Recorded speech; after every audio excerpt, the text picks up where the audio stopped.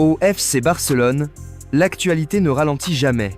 Entre projections sur l'avenir, performances sportives de très haut niveau et tensions en coulisses, le club catalan traverse une période aussi intense que décisive.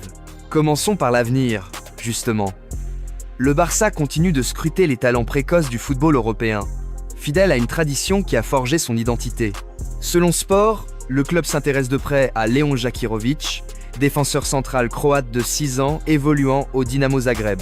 Un profil suivi attentivement lors de la dernière Coupe du Monde U17 au Qatar, où ses prestations ont laissé d'excellents retours au recruteur Blaugrana.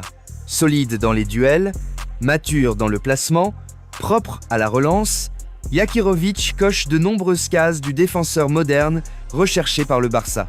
Mais comme souvent ces dernières saisons, le problème n'est pas sportif, il est financier.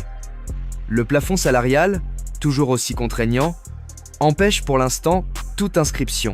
Une situation frustrante qui illustre parfaitement le paradoxe actuel du club. Une vision sportive claire, mais une marge de manœuvre économique encore extrêmement limitée. Sur le terrain, en revanche, le FC Barcelone continue d'avancer avec autorité. Face à un Racing Santander solide et discipliné, le Barça, champion en titre, a dû puiser dans ses ressources mentales pour valider son billet pour les quarts de finale. Un match tendu, parfois fermé, mais remporté grâce à une concentration extrême jusqu'à la dernière seconde. À la 66 minutes, Ferran Torres, souvent critiqué mais toujours impliqué, a su se montrer décisif après une passe inspirée de Fermín López, symbole de cette nouvelle génération qui refuse de trembler. Puis, dans les ultimes instants, Johan Garcia s'est transformé en héros en repoussant l'égalisation à la 94e minute. Et comme un symbole, Lamine Yamal est venu plier définitivement la rencontre à la 95e minute. Justement, parlons de Lamine Yamal. À seulement 18 ans, il continue d'écrire son histoire à une vitesse vertigineuse. Avec son but inscrit hier soir, il atteint la barre des 10 buts cette saison, auxquels s'ajoutent 11 passes décisives en 24 matchs. Des statistiques impressionnantes, mais au-delà des chiffres, c'est son impact dans le jeu qui frappe.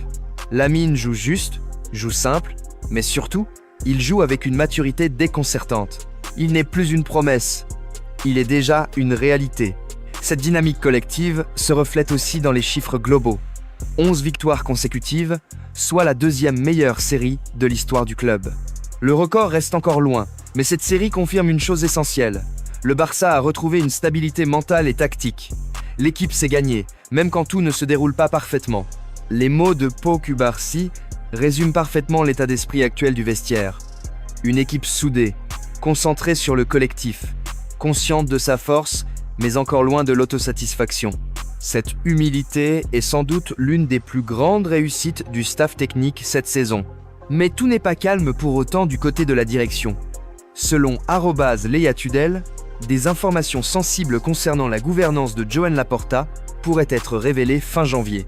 Dans les milieux électoraux, on évoque une révélation médiatique explosive susceptible d'influencer la trajectoire politique du président.